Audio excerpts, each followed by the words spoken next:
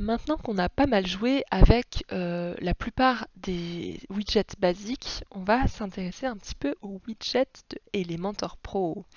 Et donc là, on va commencer par la galerie. La galerie, c'est un outil que j'aime pas mal et on va essayer de l'utiliser juste ici, dans une nouvelle section. Hop, je vais la drop là. Et donc là, on a plusieurs types de galeries, mais déjà pour pouvoir bien voir les plusieurs types de galeries et comment on va les faire après, il va nous falloir toute une série d'images. Et on peut cliquer juste ici pour sélectionner nos images.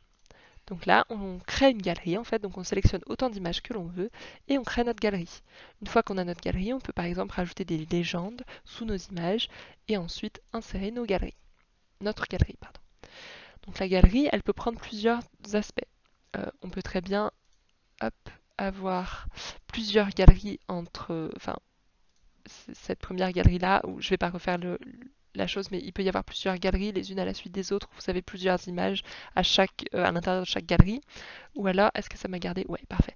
Ou alors, vous avez une seule galerie, ce qui est déjà clairement pas mal.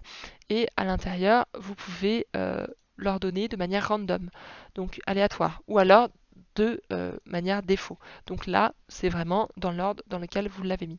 J'aime bien de manière random.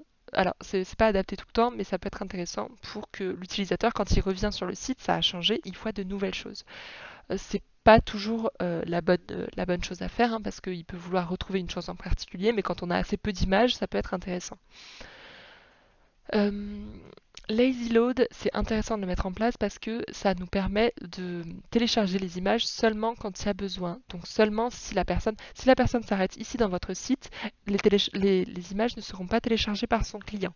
Alors que si elle arrive ici, elles seront téléchargées les unes après les autres. C'est assez rapide, ne vous en faites pas, mais c'est vachement bien pour rester assez minimaliste sur l'énergie que l'on prend.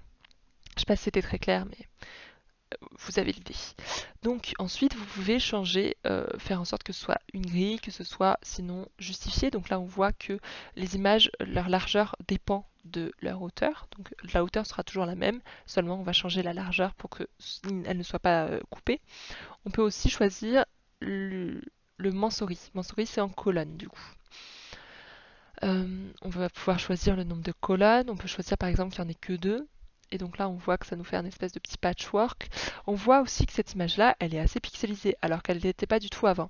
C'est parce que on a la taille de l'image qui est la taille médium. Dans ces cas-là, je vous conseille plutôt une taille un peu plus supérieure. Donc la taille 768 peut tout à fait convenir, mais ça peut être plus si jamais vous faites des très très grandes images.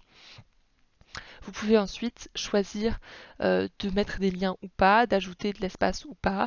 Vous pouvez très bien coller vos images. Vous pouvez choisir un overlay. Donc à chaque fois qu'on passe la souris, ça vous fait un fond.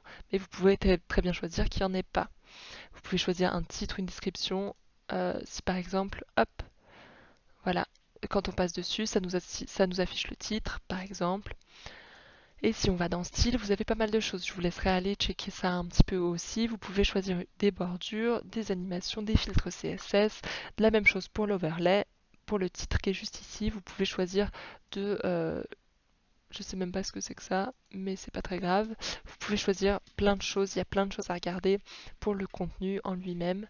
Et il faut fouiller de toute façon. Vous essayez et vous voyez si certains effets vous plaisent, retiennent votre attention et étaient conformes à ce que vous vouliez ou non.